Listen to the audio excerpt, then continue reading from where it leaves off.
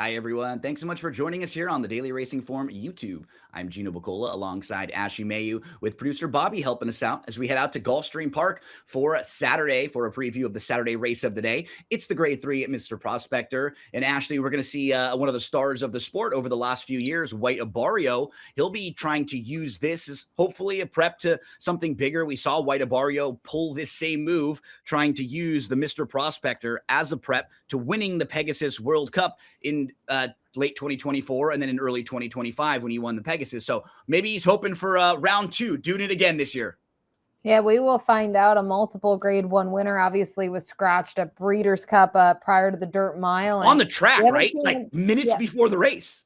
Yep, haven't seen him since August. But, Safi has done such a tremendous job with him while in his barn and knows sort of how to spot him for his return to the races. And we know that he absolutely loves Gulfstream.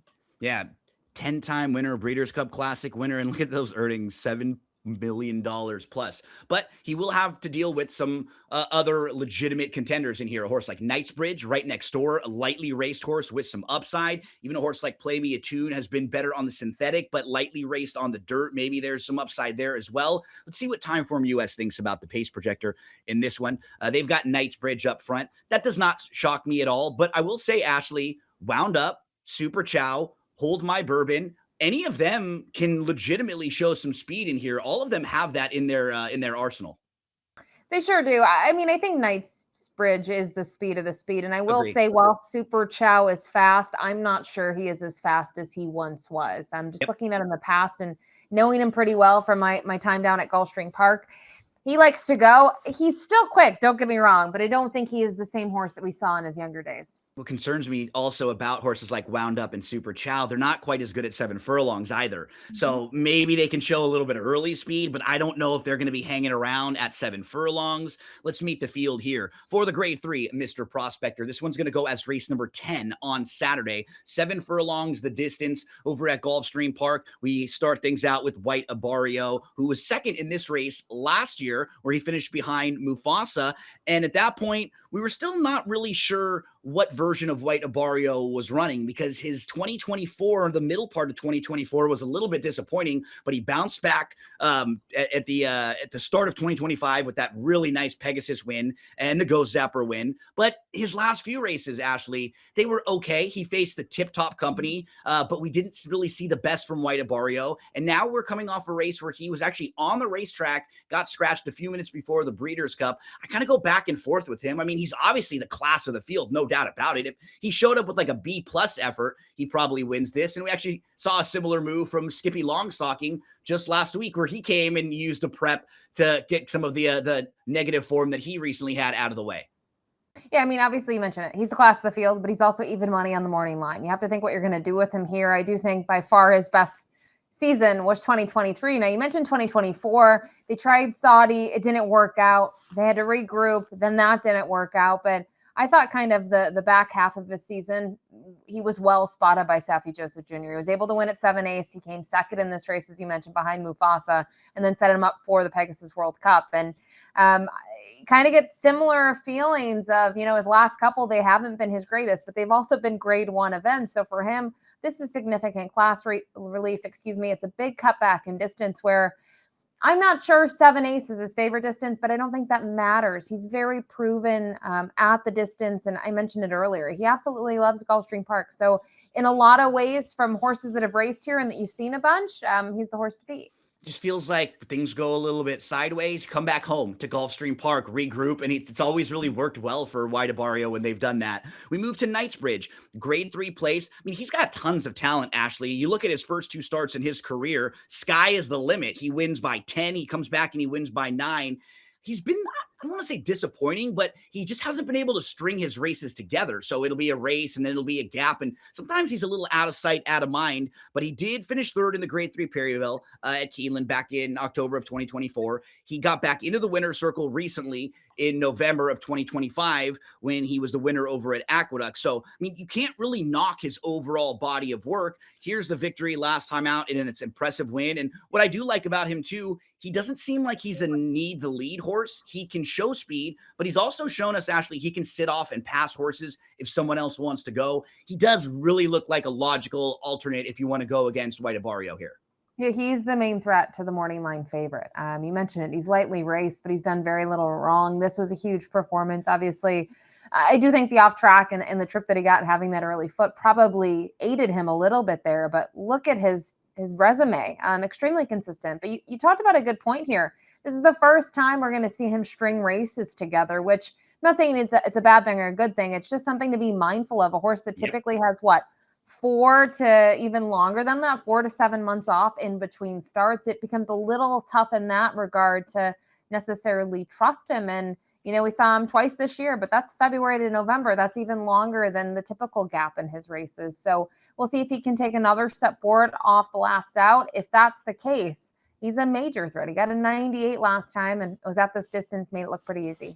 Yeah, you were making a great point. You could absolutely go either way with him, right? Is he the type of horse who just needs more time in between his starts because he runs so hard, he needs a little bit more time to recover? Or now that he's putting a couple races together, is he going to have a fitness level that we haven't seen from him, right? I could see it going either way with him, but he will be a short price and a major, major player in here. We move to Wound Up. He's a pace factor at least. I've seen this guy quite a bit out in Southern California. I mean, what's kind of scary about him, he's a really fast gelding that's coming into the Jose D'Angelo barn, who's always very good with very, very fast horses just like this. So can he maybe pick this horse up a little bit? My concern though, Ashley, I'm not sure about the distance. He has won at 6.5 twice, but I think those are under more ideal circumstances where he's just the lone speed against softer fields and he gets really great trips out front.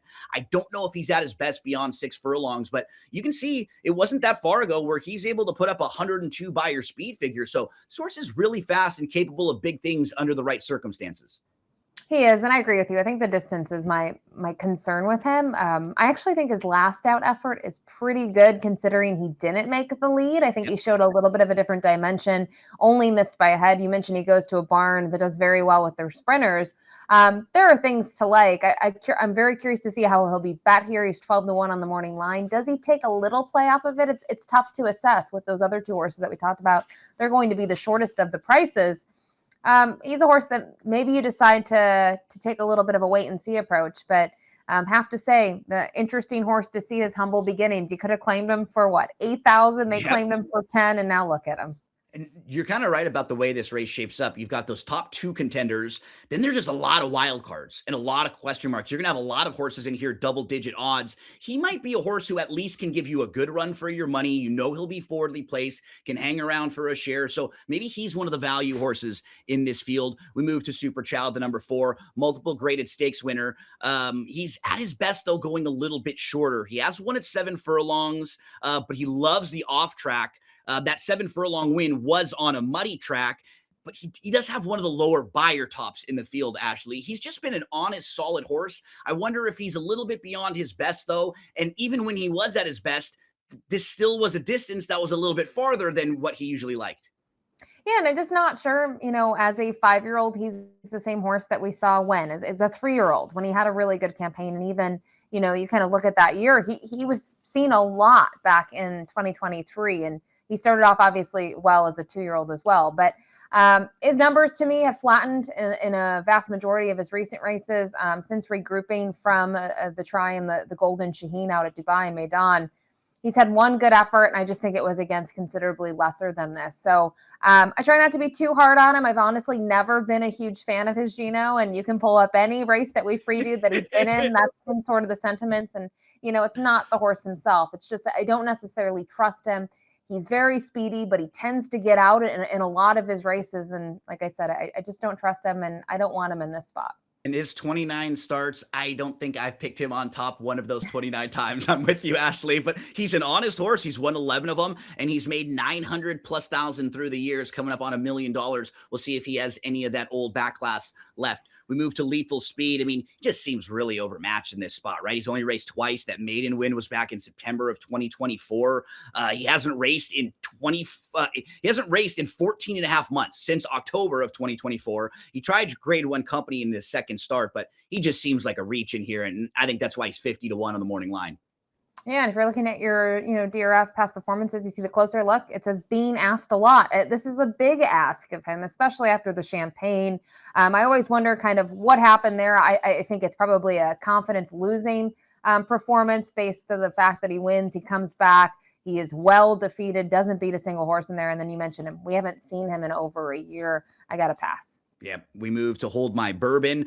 Hold My Bourbon is actually entered in this race, Ashley, but he just ran a few days ago. So I'm assuming that they probably entered, just not sure where they were going to run quite yet. If he runs back, this will be running back very quickly in just 7 days. He does have speed in here. Maybe he's a horse they try to use as a target for White Abario, but I just don't know if he's going to run in this race. Yeah, I don't know either. And you kind of look at that. He kind of set the fractions in that race, going 2 turns at Gulfstream on the 20th, and who ends up winning it? His stablemate, Skippy Longstocking. So it's tough for me to say that he's going to come back off of such short rest. For connections that don't really do this, if you look at Formulator, right, they're 0 for 7 trying this, and look at him historically. This isn't a horse that we've seen off a short rest. So I have to think he's probably scratching. Yeah, we moved to Play Me a Tune. He's the real wild card in this race to me because he only has been on the dirt 1 time. His synthetic form is very good, and he's actually coming off of a solid effort. He was 5th in the Mr. Prospector last year, but that was a race that was coming off a little bit of a layoff. So I don't know if he's quite as good as horses like, White Abario or some of the top contenders in here. But I do think that as a horse who's only raced 12 times and he's only been on the dirt 1 time, there might still be some, room for improvement there compared to some of the others in here who we kind of know what they are. So what do we do with Play Me a Tune, who comes off of that nice win last time out at Woodbine? Well, let me start with this. After his first career race, I thought he was a special horse, and he's turned out to be pretty good. Maybe not the level that I thought, but I think when you look at his last out, first off, happy to see him back in the winner's circle. The prior time we saw him was the stakes event at Turfway Park when he was able to win. But, he gets up here. I think it was pretty easy in the end. Fraser Abley called upon him, I think, just to keep him a little focused here. He gets by, souped up, Run and Rot comes back to win next out. I think the key with him is this distance. Now, I know he tried this race last year, but and it didn't necessarily work out for him. I would not be surprised if he's maybe a little further off of it this year, Gino, and they try to make one big run with him. I still think there's a lot of talent, and I think for him, 7/8, this is like the perfect distance for him. He could go a little bit further, but I think 7/8 should work out nicely for him. Completely agree. My biggest concern as someone who likes him a little bit in this spot, just based on value, is not getting too far back and just outrun at Gulfstream Park, because his running style doesn't necessarily fit well to Gulfstream. But when you go through the field and we talk about possible pace scenarios, right? We do think Knightsbridge is going to be close up, Wound Up could be there. Super Chow could be there. If Hold My Bourbon's in this race, now all of a sudden we could see it being a pretty honest, tight pace. If that's the case, that does set up well for a horse like Play Me a Tune, one of the wild cards. What I will say, make sure you get some value if you like him. You don't want to take lower than like 6-1 or so in a race like this. 6-10 in that range, I think that's very fair. As we round things out with Great Navigator, multiple graded stakes placed. He's actually 5th in this race back in 2023. Recently, he's been facing New Jersey breds, Ashley. He won a stakes back in August, but just based on speed figures, he would need a career best buyer in here to be competitive with the top few. Yeah, he would need to take a step forward, but the Owens Barn, they do really well with their New Jersey breds. Obviously, a big supporter of Monmouth Park with all that purse money on the line for the New Jersey breds, and he holds his own up there, and he's done that year after year. I'm a big fan of him. I do just find this race in general to be tough, but they've tried it in the past, right? They used it in 2023 as a stepping stone to the Fred Hooper, and it didn't pan out, but then they were able to regroup and get a win with him at Gulfstream in the past. So we'll see if they're able to do the same. They typically get 1 a year with him. I just don't know if it's going to be this race. He's run well at Gulfstream Park. Maybe a horse to use in some of the under exotics there. As we round things out and go to selections, Ashley, I mean, on paper, there's a big top 2 in here. I think most people are going to have them aboard. To me, the key is, like, I've got Play Me a Tune on top. This horse has to be, like I said, price-wise, close to 10-1. Otherwise, it doesn't really even seem like the value is there. But talk to us about White Abario and why you ended up with him. Yeah, it's a toss-up. I think if you're looking for sort of the young gun who's a little bit, less experienced, but with a strong resume, you're probably going with Knightsbridge, especially the fact that he's got early foot. I just respect White Abario and Salvi Joseph Jr. He's handled this horse beautifully. They've had to regroup.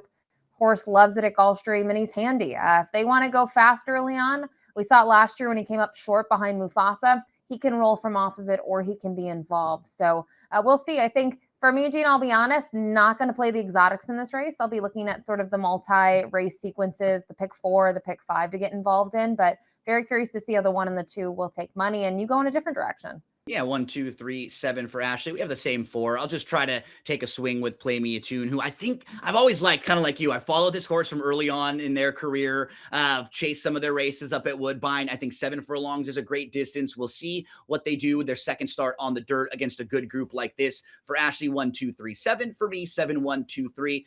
The important part is whoever you like, best of luck.